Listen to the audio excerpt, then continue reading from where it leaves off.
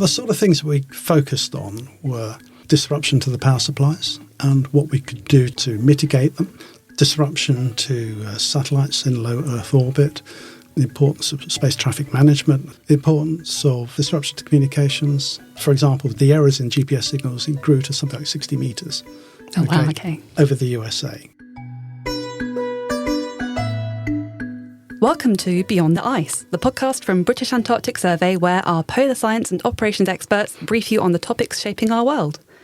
In today's episode, we're discussing space weather and the impact of solar storms. How is this related to polar science? Well, the polar regions are some of the best places in the world to study the phenomena shaping Earth's upper atmosphere and the nearby space environment, but more on that to come. I'm joined by Professor Richard Horne, who specialises in space weather, ionospheric physics and plasma physics. He's also the co-author of a 2026 report for the UK government on the worst case scenarios for a severe space weather event.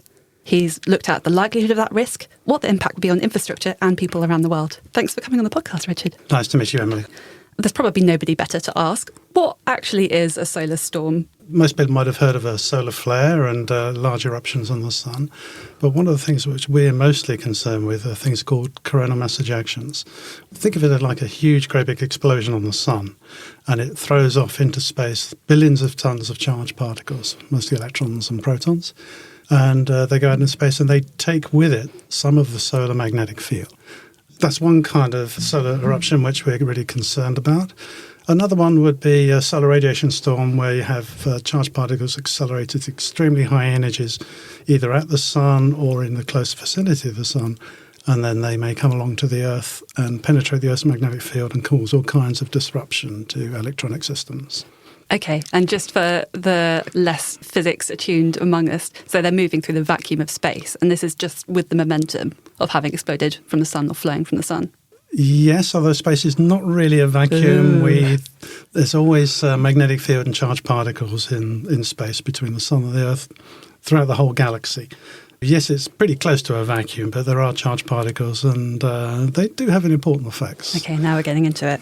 So we are on a polar science podcast. So the polar regions, I think people may know from things like the aurora, are a place where you can really kind of keenly observe things that are happening in Earth's atmosphere.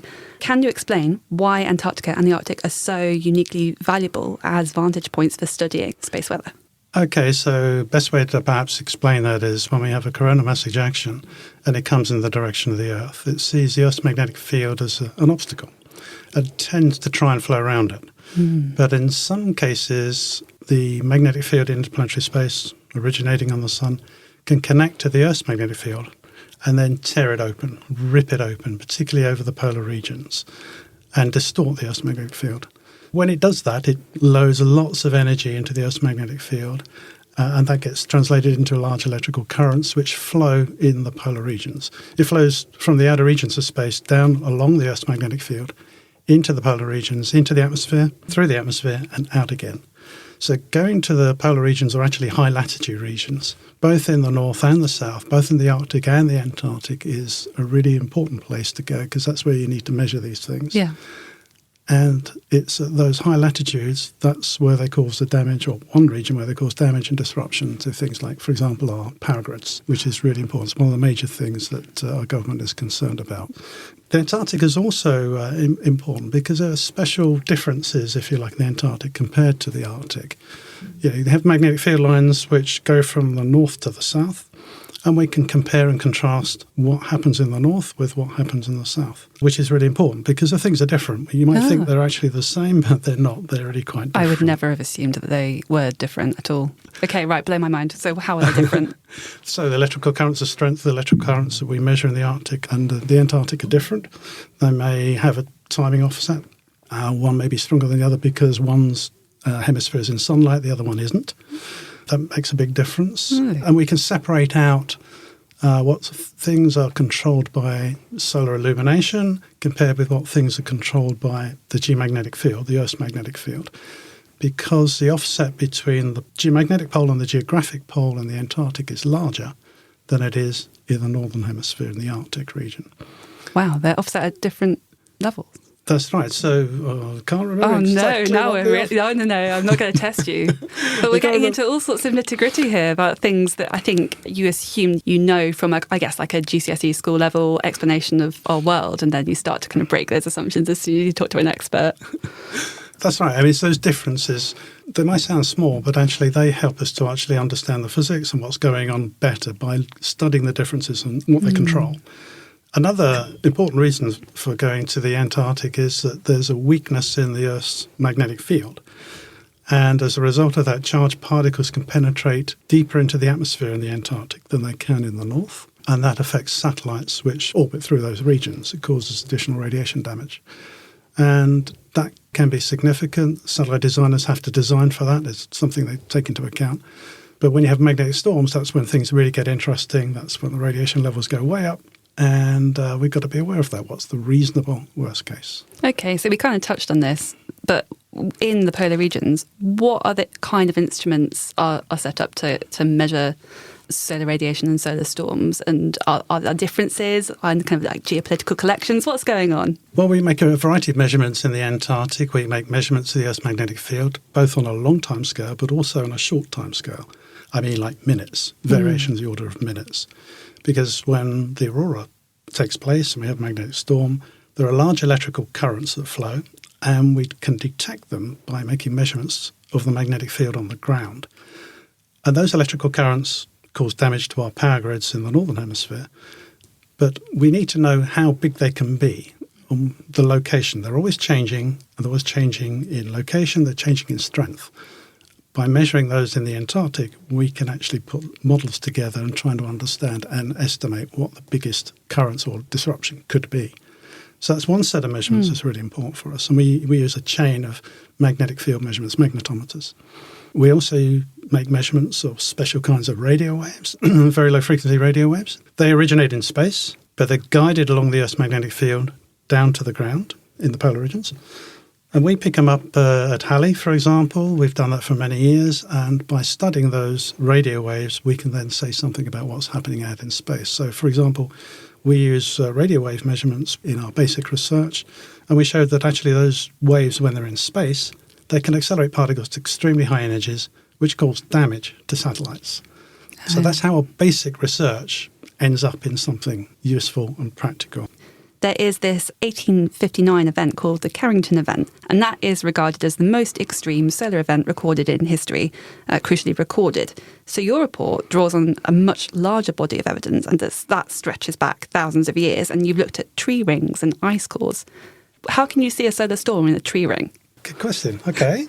What happens is the sun will emit charged particles, very high energy, and they can penetrate through the outer layers of the Earth's magnetic field and the outer layers of the atmosphere, particularly in the polar regions. And then they create various types of elements, isotopes we call them. So they can create various forms of carbon, beryllium, and other things. And they get rained out in the atmosphere. They come down as snow, and they get compacted in the ice. And after many years, you can see the signature of those things in the ice cores. Similar sort of thing in tree rings. So the carbon gets absorbed by wood trees from many years ago. And by looking at that and you can do sort of things like radiocarbon dating and look for those signatures of those isotopes and the amount of them, different years. You can work back and work out that there was a huge, great big solar storm, a radiation storm back in, actually one of the biggest ones was back in 660 BC. Amazing.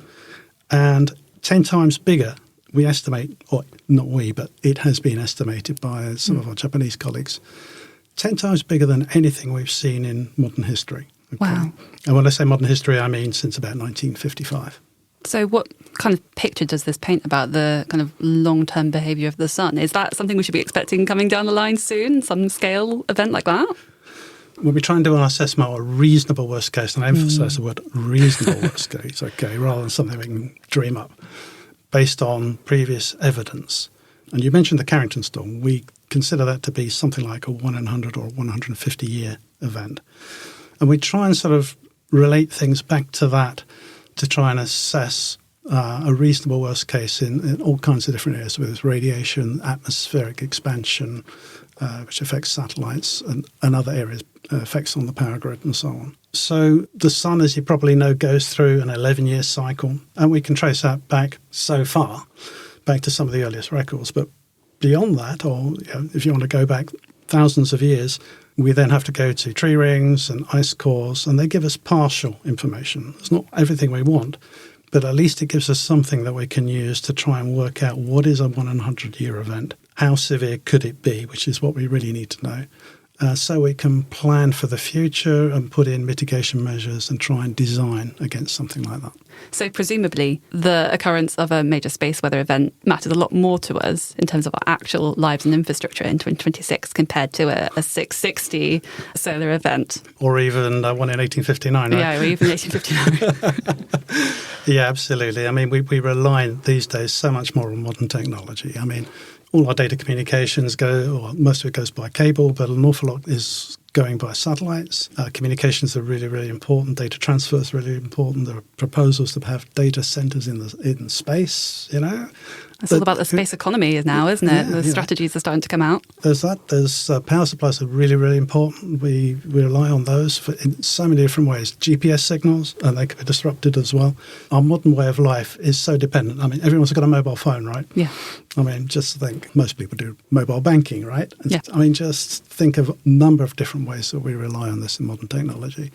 And we've just got to make sure it's resilient, and we've got to sort of plan for a reasonable worst case. So it's going to keep working. That's what we're trying to do. In a kind of, I guess, normal scale solar storm, what is the storm actually doing to the satellites? A lot of satellites are geostationary. I mean, they're the traditional ones. They're the big things, which put up there in the last 15 years or thereabouts and more. So when we have a large geomagnetic storm, we can disrupt them. One of the key things is radiation exposure. So the levels of high-energy charged particles goes up, and it can damage the electronic components on those spacecraft. So it leads to malfunctions, service outage. Most of the time, a lot of the time, that can be recovered. But there are occasions when satellites have just gone. That's it, a loss. So Anarchy 1, Anarchy 2, Galaxy, can't remember which Galaxy it was now, but offhand, but it was about $162 million payout. So those things are insured, and the insurance guys, they like to know all the risks, and they like to ensure satellite operators, take all reasonable precautions and things. And space weather is one of those things which they take into account. So damage to electronic components causing service outage, that's one thing. Of course, what's happened over the last few years is a huge increase in the number of satellites in low Earth orbit. Everyone might have heard of Starlink by now. Right, SpaceX Starlink, right? So there are about 9,000 satellites in low Earth orbit, altitude up to about 1,000 kilometres or thereabouts. Okay, not just Starlink, but there are other constellations too. Yeah, and that is planned to go to something like 60,000 satellites by 2030. Oh my goodness, that's only about 4 years away. Yeah. So what happens when we have a large major magnetic storm is that those electrical currents I was mentioning earlier, associated with the aurora, but there are other currents as well.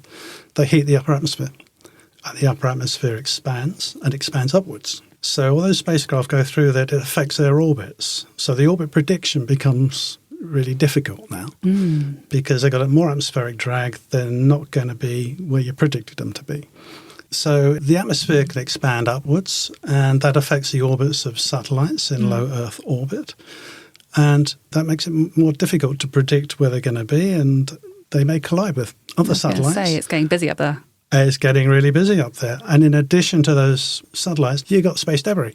So there's something like 50,000 bits of space debris greater than 10 centimetres. It's all tracked. The Americans track it all. And they're trying to predict where it's going to be. And there's something like 1 million pieces which are greater than 1 centimetre. Okay? And all of that would move. And all that's going to move. You have a large magnetic storm, changes the atmosphere. They're not going to be where you think it's going to be.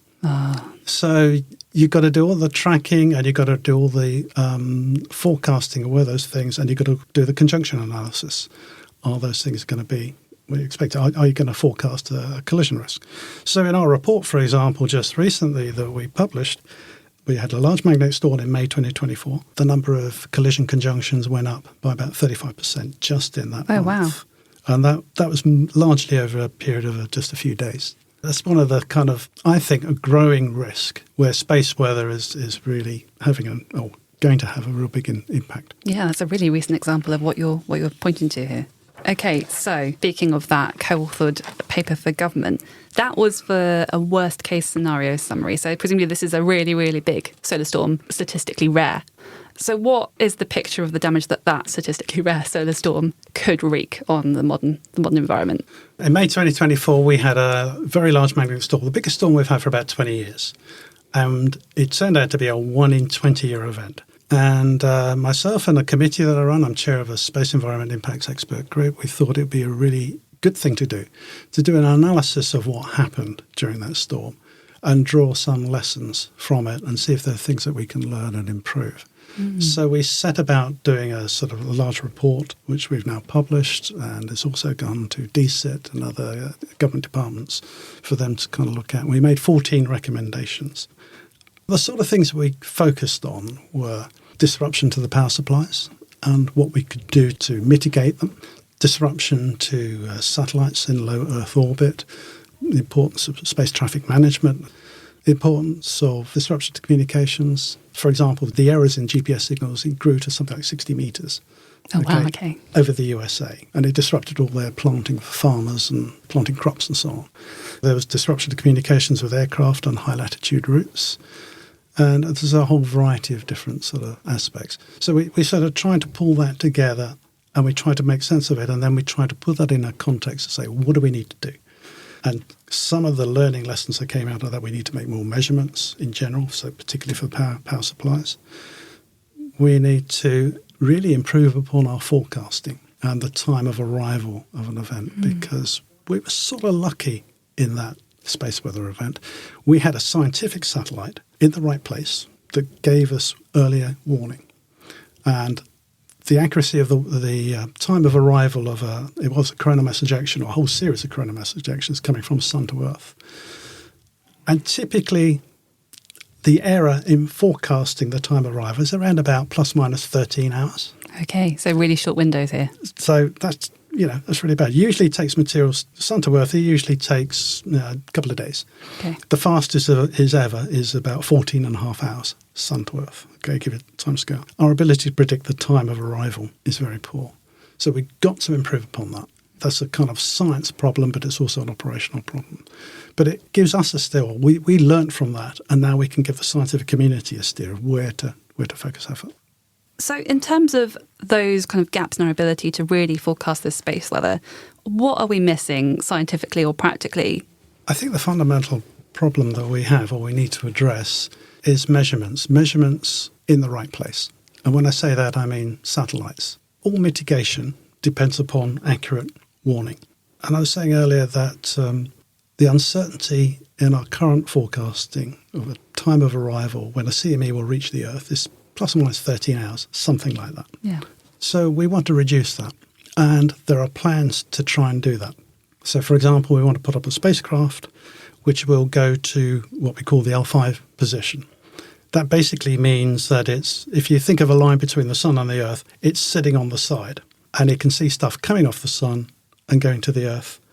And it could give us a much better estimate of the time of arrival. Well, near side observer. There we are. Yeah, right. So it's called the Visual Mission, okay? And the UK is kind of one of the leaders on that mission within the European Space Agency. So that's one thing we can do. That will give us time of arrival, but it won't tell us how severe that storm's going to be.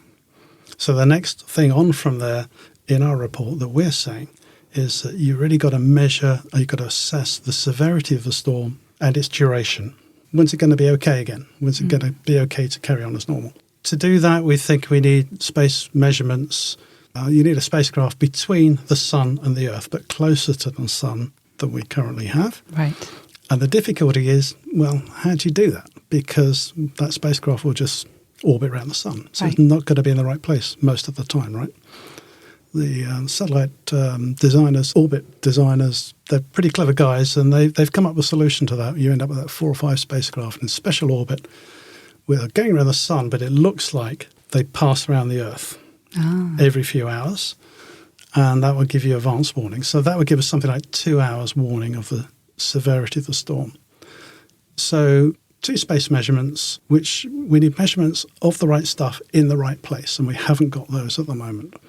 That's how we can improve our forecasting. And then we're going to have to rely and improve our model forecasts as well. Interesting. So you said the first spacecraft was kind of on the UK agenda in collaboration with ESA. When you supply this information to government, are you advising them and kind of encouraging them to look for international collaborations that might meet this need? Is that part of the brief? Absolutely, yes. UK government has a minister. The minister goes along to ESA meetings every couple of years or thereabouts, and we talk about priorities, or they talk about priorities. But we provide some of the motivation, in this case, for why we need this mission and why it sort of feeds into our forecasting. And it's about protecting our critical national infrastructure, why this is so important. So it's different from a science mission.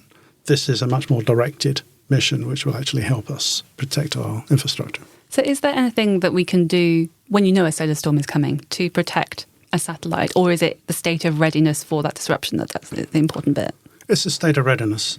I mean, there are things people can do. For example, on a spacecraft, you're going to delay an orbit maneuver. And we have had examples in the past where when satellite operators had a forecast of a storm's going to hit, they've brought forward a maneuver. They've taken the spacecraft out of its slot because they've got another one coming in. So if they want to fire thrusters and do anything like that, they want to do it in a period of low risk. They don't want to do it when anything is disrupted. Delay updates, software updates. I mean, how many times does your computer get software update, right? So, you can plan that, you can delay that. There are things like that. You can have more people available to deal with any potential problems. You can warn your customers that the signals that they're relying on may be at risk for certain periods of time. Okay, so you can warn your users. Things like that, which are important, But the spacecrafts are going to keep operating. They're going to keep going. I can imagine also at a government level, you've got kind of operational awareness and then kind of preparedness for, I guess, national systems, national security, having a particular blip moment coming down the line. So that must be of interest to the government. Yes, different departments. Yeah, I mean, the power grid is perhaps the most important thing for the government. Everybody relies on power supplies. So, for example, in that May 2024 storm I was talking about, the Met Office are the people who actually do the warning in the UK. They have an official space weather team. They consult with myself and a few members of the core siege group that I chair if they're going to go to the highest level of warning. And they did in that May 2024 storm, and they got it right. They did a forecast and they got it right. So in that storm, when they make a forecast, and they're saying in that storm it was one of the highest that they've actually issued, it was called a G5, okay? That means government do things. They put it into action plans. They set up communications between government departments, and they have a watch. So they're online and they're doing things. It's not, they don't just go home, oh yeah, it's high risk. They do things. And until the risk has gone down. That's really important, getting that right. So one of the highest problems, or one of the big concern, is maintaining the power supplies, making sure that we don't have outages and that everything carries on smoothly. That's really interesting. I guess when you're framing this science and the probability of particular events to politicians, what are you thinking about as a scientist in terms of how to frame that science at the right scientific level, at the right level of urgency, and with the kind of the best utility for the different departments who might need it? One of the difficulties is in this sort of subject is that it's complicated. There are so many different ways systems can be affected. And trying to put across simple messages is really important. But you've got to try and make sure you somehow you communicate that this is complex and there are systems that could be affected in different ways. That's really hard. Okay, one of the things we try and do is practice events. In the past, government departments have actually set up things, and we have a practice I've attended with some of those where the Met Office will come along and say, provide a scenario. And then at this stage, at this time, what would you be doing? And myself and some of my colleagues as scientists would be actually saying, okay, have you thought of this? Have you thought this could happen, that could happen? Have you taken that into account? Yeah. Are you aware of this? Flow of information from A to B, okay, is disrupted. So you haven't got all the complete information. That's the sort of thing that's likely to happen. What are you going to do? Do you do anything? Having those practice sessions is really, really important. So I've taken part in some of those. I was involved in a practice SAGE meeting last year or so. They're illuminating. They're really good. And you learn from them. Hopefully we don't have one of these great big things. But if we do, that we at least we become more prepared than we ever have been. It's about, I guess, like the new threats for the modern era, isn't it? And then kind of modelling them into national preparedness, national risk registers, and that at that kind of level. That's right. And what we try and do is to say, well, this is, we think, a reasonable worst case of the environment. what the radiation levels could be, what the changes in the magnetic field could be, what the currents could be. And then the scientists, we also need to work with the guys in the companies as well as the agencies to try and assess what that impact would be on from there. And that's about working together. And that can also be a little difficult because not everybody really wants to share their data, and some of it's confidential and so on. And you get in a whole different kind of area. But what's really important is to build trust with those guys, not just in government, but also with the companies. So they trust you and do things. I did that with the insurance companies years ago, and I have contacts there now, which I've 25 years now. I've now had for 25 years or so, and you get a surprising amount of information. Also with the satellite industry, the satellite operators. And when you talk to those guys, there's some things they can and cannot say when there's management in the room. Oh, interesting. And when management goes out and you go and have a drink with them afterwards, you find out what's really going on. And then you realise, okay, you're really interested in what we're doing, and they're very supportive of what we're doing. Yeah, but they can't always tell us the reason why. It's that commercial in confidence. Yes. And that's what you have to understand. And once you respect that, then you can build trust, and then you can achieve things. Nice. Looking at that picture as a whole, is there anything that particularly concerns you about our current state of readiness for a solar storm? We have a Met Office system set up now. It's been functioning from just over 10 years or so, doing the forecasting. So I'd say we're probably in a better state now than we ever have been, which is great. Love that. We have the results of the Swimmer programme, which was a large programme funded by UKRI under the Strategic Priorities Fund, where we developed large computer models in different areas, and we've delivered those to the Met Office. It was a directed programme, and myself, Paul Cannon, were instrumental in writing the science case for that, along with Ian McRae. We wrote the science case for that, and we got it funded by the Strategic Priorities Fund through UKRI. That has come to an end, and those models are being delivered now to the Met Office for use operationally. And that's quite an issue to take a science model, put together with postdocs and students and everything, and then turn that into a professional bit of software, which is used operationally and is going to run 24/7 without any problems. But we've done that, and there are different groups that have been involved in that, which are delivered to the Met Office. So I'd say we're better prepared now than we have been in the past. I think the issue is that there are growing risks in certain areas. I would say the number of satellites being launched into low Earth orbit and the risk of those colliding and then creating more debris and going into a Kessler syndrome where we might render some orbit altitudes unusable. I think that's a real and growing risk, and I think we've really got to address that more. And I think that's really about regulation to some extent, space traffic management. As things get smaller and smaller, electronic components get smaller and smaller, and we're going to use more and more databases and stuff like that. We need to try and assess the impact of high-energy charged particles with the cosmic rays, but actually from sun radiation storms. We need to look a little bit more carefully about the risks associated with that and evaluate them. Go down and evaluate them and try and work out what we need to do. Well, now in this era where there seems to be so many satellites going up every 5 minutes, is there any international oversight on who's launching a satellite and where? Or is this an argument for some kind of regulation as to who is using our kind of near space?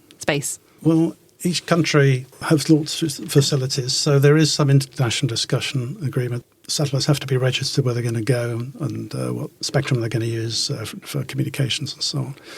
But one of the things I mean is like deorbiting strategy. So the Americans are just going to a deorbit strategy. At the end of your useful life, you remove that spacecraft within 5 years. As far as I understand, the UK and the European Space Agency still say 25 years. So we need to start looking at that and ideally reduce that. I think reduce that. Also, so you remove defunct satellites or the satellites you reduce the risk of collisions. Also, I think space traffic management, how many satellites should you have in a certain range of altitudes? Okay, so if you've got lots and lots of people registering on a constellation, have they done the risk assessment of colliding here, there and everywhere? I think that needs more assessment. And then you think, well, how do the regulators know what's safe? They need support. They need models. They need analysis.